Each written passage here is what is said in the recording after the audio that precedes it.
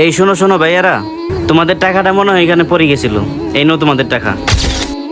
না ভাইয়া, এই টাকাটা আমাদের না।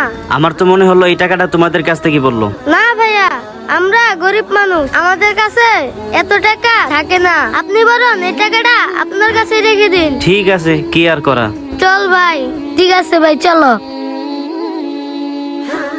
যাক, ছোট ভাইয়ের ওষুধ কেনার টাকাটা হলো। ভাইয়া, আমরা সকাল থেকে দুই ভাই কিছুই খাই নাই। যদি কিছু টাকা দিতেন তাহলে দুই ভাই মিলে কিছু খাইতে পারতাম। একটু আগে দেখলাম একটা লোক তোমাদেরকে 500 টাকা দিতে চাইলো, কিন্তু তোমরা নিতে অস্বীকার করলে কেন?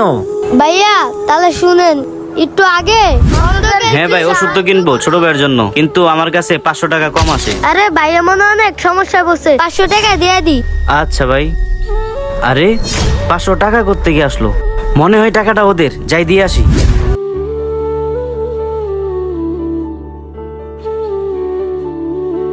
ধরো, এখানে কিছু টাকা আছে, এই টাকা দিয়া তোমরা দুই ভাই মিলে কিছু খেয়ে নিও।